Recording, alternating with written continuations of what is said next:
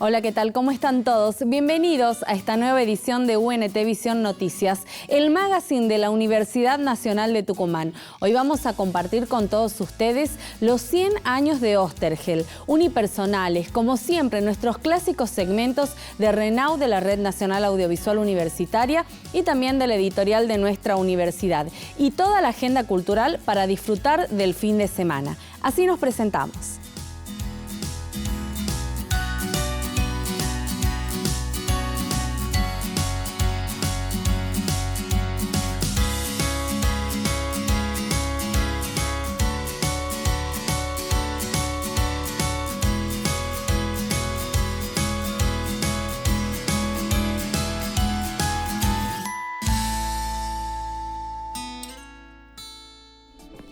Tal como se lo habíamos anunciado al comienzo de nuestro programa, hoy vamos a compartir un nuevo capítulo de la serie Unipersonales, producida por 4 universidades del NOA de nuestro país y que tiene que ver con las historias de vida de los trabajadores no docentes de las casas de altos estudios.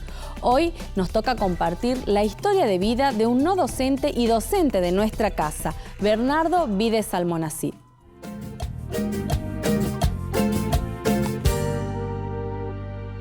El sentido de mi vida es el dibujo. La trayectoria mía creo que comienza desde cuando yo era muy chico. Nací en el 14 de diciembre del año 53, en una villa. La última casa de la calle Uruguay era la nuestra. Teníamos luz eléctrica por horas nada más. Agua con bomba, porque era campo. A más o menos 300 metros había un tambo. Me acuerdo que íbamos a sacar la leche a la vaca y tomaba lo que le llamaban leche al pie de la vaca. Y mis hermanos, tengo una familia de 8, somos 8 hermanos. Mi viejo fue un tipo muy extraordinario, un poco avanzado por esa época, porque, por ejemplo, él hacía teatro en la calle y hacía radioteatro también. Además era visitador médico, era profesor de religión, era bastante loco, me dio mucha libertad. Y mi mamá, que no terminó la primaria, era bastante avanzada para la época, porque nos hacía hacer respiración yoga, por ejemplo. Dibujo animado yo la verdad no sabía cómo se hacía, pero sabía desde chiquito que tenía que hacer dibujo animado. Iba a la biblioteca Alberdi, a la biblioteca Sarmiento, porque no había internet ni esas cosas, para ver cómo se hacían dibujos animados. Tengo justamente acá, esto es un regalo que me hizo una de las señoras que trabajaba en la biblioteca Sarmiento, y me regaló, me dice, no le digas a nadie, pero como nadie consulta esta revista, yo te la regalo. Yo tenía 8 años. Comienzo a publicar historietas cuando tenía 16 años. Iba a la secundaria, en el Lorenzo Massa. Hasta hoy el monograma que usan los chicos es el que yo diseñé cuando tenía 14 años, 15 años. O sea, el dibujo es la esencia mía. Tengo 2 hijos que son para mí una maravilla. Mauricio, por ejemplo, tiene ya muchos premios internacionales con su película stop motion. Ezequiel tiene varios clientes en el mundo, porque gracias a internet él se dedica a hacer todo lo que es diseño gráfico para internet y además para lo que es comunicación visual. Y tengo una esposa que para mí es un ángel de la guarda. Mónica es el remanso de mi vida. Mónica es fantástica. Yo cada tanto le escribo poemas, porque el amor que te obliga a expresarlo aunque sea con 3 palabras. Soy profesor de historia del cine latinoamericano y profesor de dibujos animados, mejor dicho, cine de animación, que contra stop motion, etc. Y como no docente, soy director del departamento de animación de la escuela. La anécdota que me marcó, yo tendría 23 años, fue una anécdota muy jodida, porque nos consideraban subversivos porque enseñábamos a leer y escribir a la gente en las villas de emergencia o en el campo. Éramos un grupo muy lindo de chicos que hacíamos cine en las villas de emergencia. Íbamos huyendo por un cañaveral. Esa anécdota me marcó mucho, porque tuve después mucho tiempo la culpa de estar vivo, porque murieron, los helicópteros nos disparaban, murieron varios de los chicos ahí. No sabíamos realmente por qué nos hacían esto. Fuera del ámbito universitario, me dedico a escribir. Y este año, por ejemplo, la Facultad de Filosofía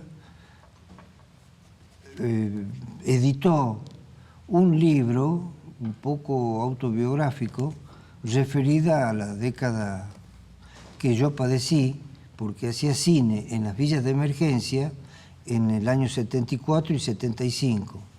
Un grupo interesante de chicos inquietos, yo tendría 18, 20 años, hacíamos cine Super 8 para que en las villas de emergencia la gente supiera cómo vivir, cómo hacer su huerta, cómo no depender de políticos, pero nos persiguieron.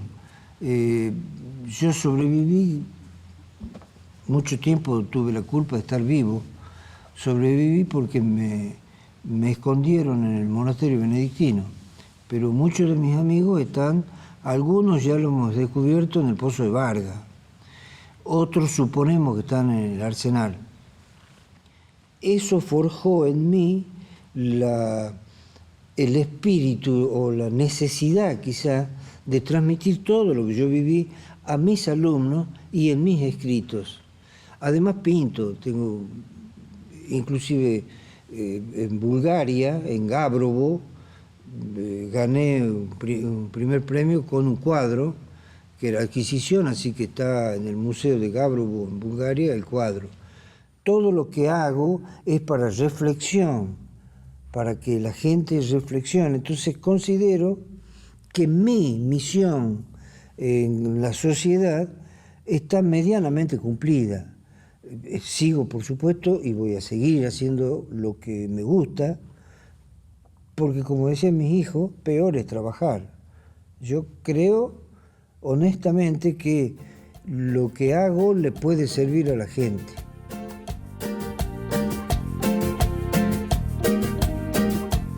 Momento de compartir la primera pausa en UNT Visión Noticias. Al regreso te vamos a contar cuál es la propuesta literaria de DUNT para esta semana. Ya volvemos.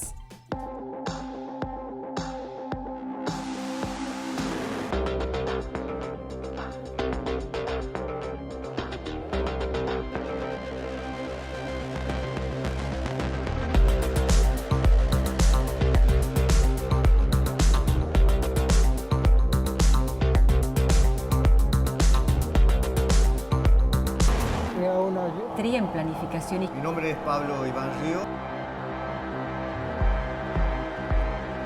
Y toda la vida con una sonrisa.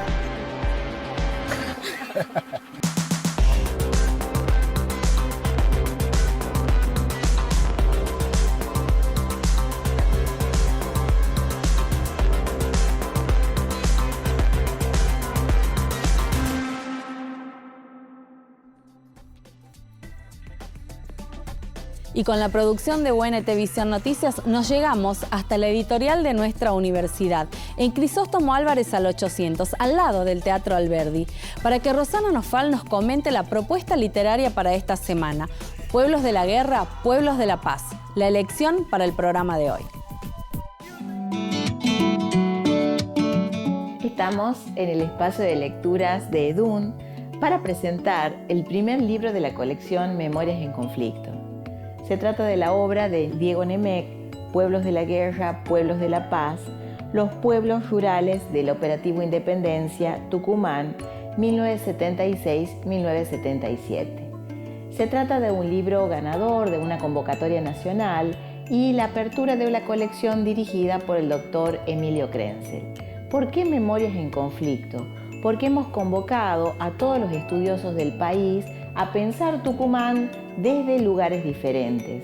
Por supuesto, Diego pone el acento, hace pie en esta lógica de las aldeas estratégicas creadas durante la gobernación de UCI en la provincia para controlar o para pensar este proyecto de lucha antisubversiva, por supuesto, en la gran lógica, en la gran maquinaria del aparato represor del Estado. Diego Nemec pone el acento en esta reconstrucción de la idea, pero también de la estructura del sentir de estos pueblos. Me refiero a Teniente Verdina, Capitán Cáceres, Soldado Maldonado y Sargento Moya. Creo que el detalle del libro es justamente ese mirar el drama en cada uno de esos escenarios y además pensar en ese sentir de cada uno de los habitantes de esos pueblos. Por supuesto, la reconstrucción bibliográfica es exhaustiva, se trabaja muy bien esta idea de guerra, esta idea de aldea estratégica, esta idea de escenario de la represión, se pone el acento en esta lógica de un operativo independencia y creo que además arroja luz sobre nuestro pasado provincial y se inscriben los principales interrogantes que cuestionan el presente. Durante los 2 años iniciales de la última dictadura, el ejército argentino fundó y construyó 4 pueblos en las áreas rurales del departamento de Monteros, en el epicentro de la zona de operaciones montada en el sudoeste tucumano durante el operativo Independencia. Por supuesto, siempre el detalle importante de la tapa. Se trata de una composición generada por Gerardo Rodríguez, que está a cargo de la estética y del arte de todas las tapas de nuestro catálogo. Una invitación entonces a uno de los temas clásicos de nuestra editorial, que tiene que ver con el pasado y con justamente las memorias sobre ese pasado, y a revisitar, por supuesto, la narrativa desde un ángulo particular y desde un sentir y un pensar de las lógicas de los pueblos del interior. Continuamos entonces con la programación de UNT Visión Noticias. Y antes de ir a la pausa, quiero recordarte que podés seguirnos a través de las redes sociales, visitar nuestro canal de YouTube y suscribirte para conocer todos nuestros contenidos audiovisuales. Ya regresamos con más UNT Visión Noticias. Secretaría de Extensión Universitaria, Julio Cultural Universitario presenta el estreno mundial de la obra musical Tucumán, Canto de Amor y Llanto por la Tierra de Uno, cantata creada por Juan Falú y Poli Soria, con arreglos musicales de Lilian Saba. Tucumán, la historia de Tucumán cantada. Actúan Orquesta Juvenil de la UNT, Juan Falú, Poli Soria, Coro Universitario Tucumán y la actuación estelar de Liliana Herrero y Lucho Hoyos. Músicos invitados, sábado 27 y domingo 28 de julio, Teatro Alberdi. Dirección General, Maestro Gustavo Gersman. Este año se cumplió un siglo del nacimiento de Héctor Oesterheld, el padre de la memorable historieta argentina El Eternauta. Nuestra universidad le rindió un homenaje con una muestra inédita que incluyó entrevistas a 2 especialistas de nuestra casa, que fueron realizadas de manera íntima por la docente y periodista Noralia Javif. Hoy, en esta primera parte, compartimos parte de lo que nos decía Daniel Ferulo.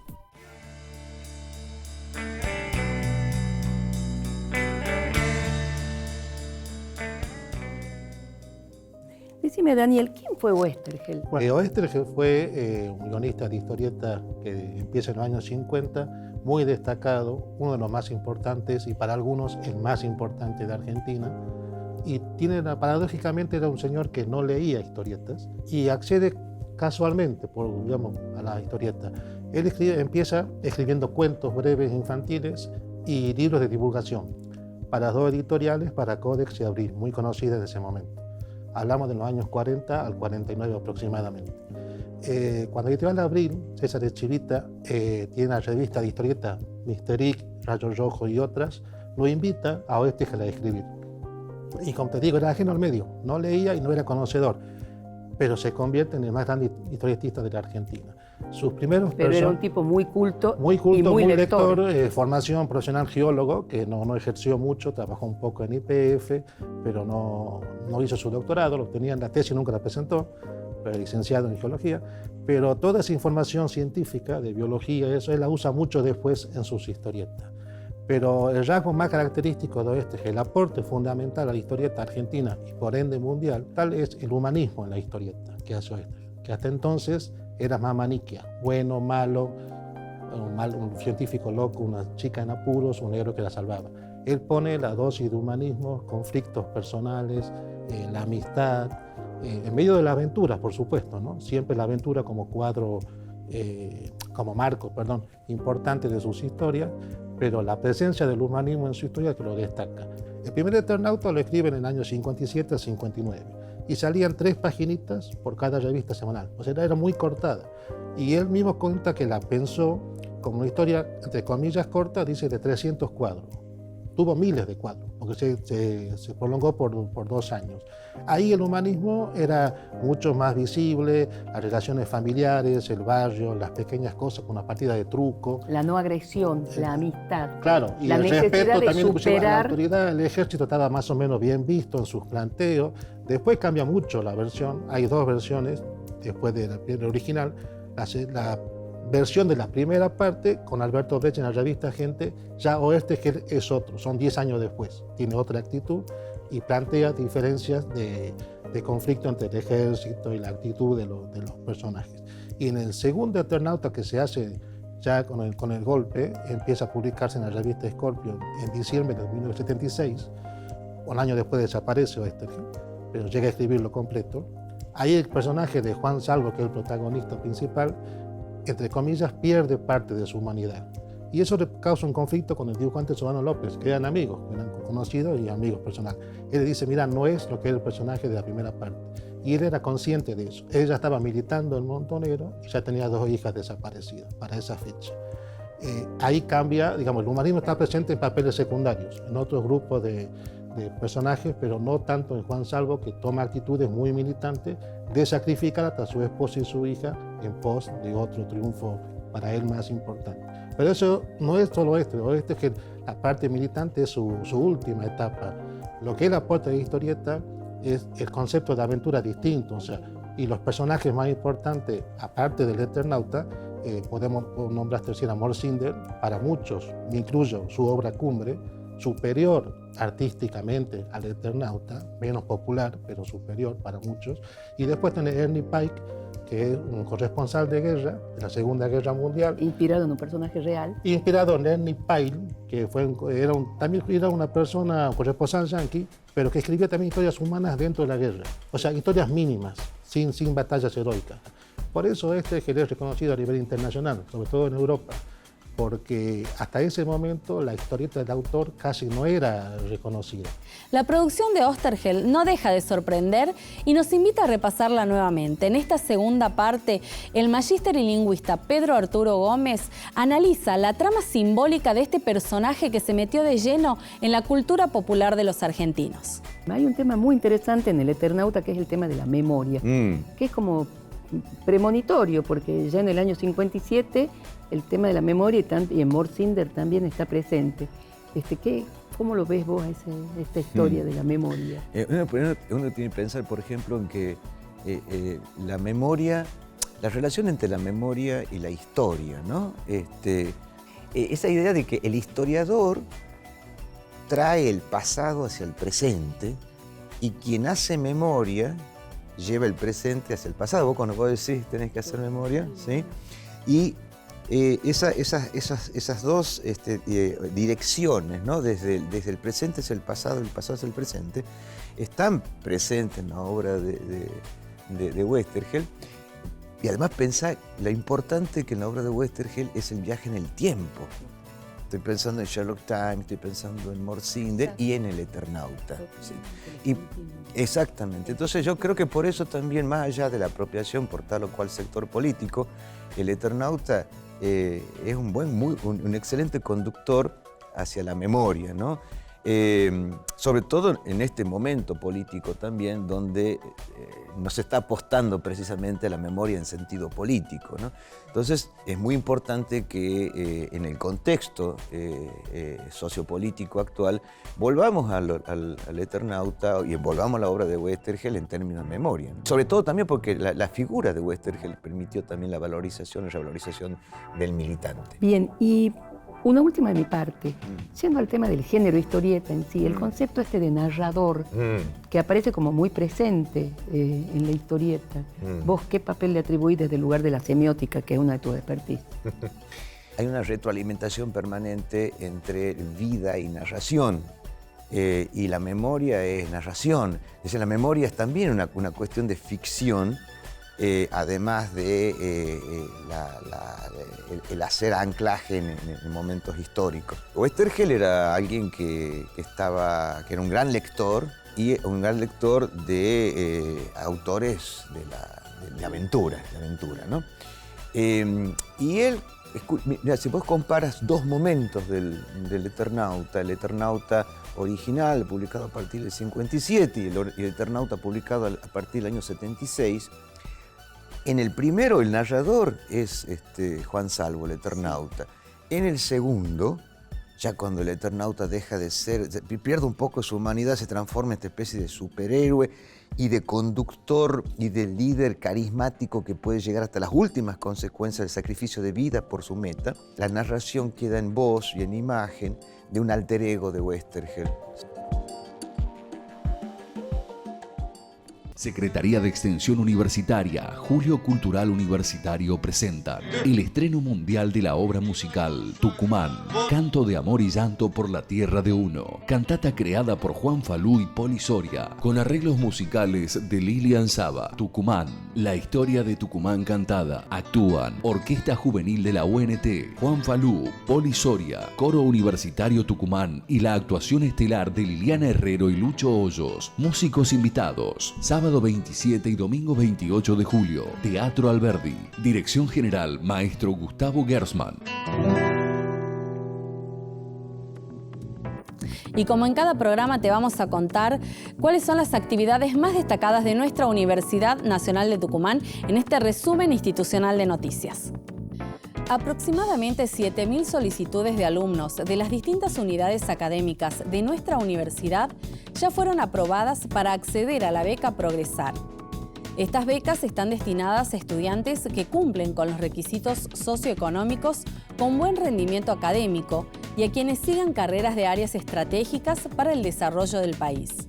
Por otra parte, según informó la Secretaría de Asuntos Estudiantiles, hasta el 30 de julio se podrá gestionar el boleto universitario gratuito para alumnos del interior de la provincia. Los trámites se deben realizar en Casa del Estudiante de la Universidad Nacional de Tucumán, en General Paz 826 de la ciudad capital. En tanto, la Secretaría de Ciencia, Arte e Innovación Tecnológica recordó que ya se encuentran abiertas las convocatorias para becas estudiantiles y becas de posgrado del Consejo de Investigaciones de la Universidad Nacional de Tucumán. Se otorgarán 120 becas de un año de duración que están destinadas a afianzar la política de formación de recursos humanos en investigación de nuestra universidad. Desde este viernes 26 de julio y hasta el 23 de agosto se podrán presentar propuestas de trabajos para participar de una nueva edición del Salón de Arte Contemporáneo que organiza nuestra universidad. Este año habrá un gran premio de 70.000 pesos y 5 fondos estímulo para desarrollo de 30.000 pesos cada uno para cada obra o proyecto premiada. La cantata Tucumán, compuesta por Juan Falú y Poli Soria. Este espectáculo es dirigido por el maestro Gustavo Gersman y cuenta con la participación del coro universitario, de la Orquesta Juvenil de nuestra casa y además de un gran número de músicos y cantantes invitados. Con un cine imborrable de nobleza sin igual, un sonoro bautismo que el viajista puso en voz. Este es un proyecto que en realidad nosotros nos enteramos hace relativamente poco y nos invitaron y por supuesto con muchas ganas y muy orgullosos de participar de un proyecto que además de la riqueza musical que tiene y poética, tiene una proyección hacia atrás de Tucumán, en el presente y al futuro. Así que creo que va a tener desde la perspectiva histórica una importancia muy grande, porque es la primera cantata que se hace para Tucumán. Sabíamos que teníamos que incluir las músicas que son tradicionales de Tucumán y muchas de ellas son de la región, ¿no? Estamos hablando de la samba, del gato, de la chacarera, de la vidala, del huayno, del bailecito, pero incluimos unas formas musicales que tuvieron la cualidad histórica de ser músicas como de mensajería, de dar la noticia de algo que ocurrió, en este caso de algo que va a ocurrir, como es el caso de la vidalita que incluimos, o el caso de un triste o estilo o aire de triste que incluimos como una canción de dolor por los golpes que recibió nuestra gente. La noche que con Juan dispusimos iniciar la cantata, ya conversamos y dijimos, bueno, esto tiene que arrancar con los pueblos originarios y venirse lentamente acercando a la actualidad. Cuando ya estaban los textos casi todos musicalizados, Juan propuso que pongamos las coplas. Entonces me puse a trabajar en las coplas y esas son las que van, digamos, encadenando los temas hasta volverlos la cantata, ¿no? Es como estar jugando con todos los códigos del folclore. Hay bailecitos, chacareras, gatos, zambas carperas, chacareras dobles, o sea, y un himno. Que como lo dije también hoy, yo creo que el himno bien tranquilamente podría pasar a integrar la presencia del himno de Tucumán, que no lo tiene. Normalmente todas estas cosas se cocinan, digamos, desde la intimidad con la guitarra, con pocos instrumentos, y después todo esto hay que sumarle la orquesta y el coro, y para eso hace falta gente muy capacitada, porque es un instrumento muy grande la orquesta y el coro, y hay que adaptarlo a este lenguaje, ¿no? Eso. Y una cosa muy importante que no quiero dejar de decir. Dentro de los temas hay mucha terminología quichua, mucha terminología criolla nuestra, vocablos que se han perdido en la ciudad, pero que aún siguen usándose en nuestros pueblos tucumanos. Entonces también hay que rescatar eso, porque esa memoria no se puede perder en Tucumán. Y este formato de cantata, que es con coro, orquesta, solistas instrumentales y vocales, es de los formatos más importantes que hay en una agrupación sinfónica. Entonces, participar desde la universidad con esto es como una huella que se deja, ¿no? Así que muy entusiasmados con este proyecto. Y así llegamos al final de esta edición de UNT Visión Noticias. Como siempre, nos vamos a reencontrar el próximo viernes para compartir un nuevo magazine universitario. Y te recuerdo que tenés la opción de vernos nuevamente en la repetición del día sábado a las 11 de la mañana por la pantalla de Canal 10. Recordá que somos la televisión pública universitaria. Hasta la próxima.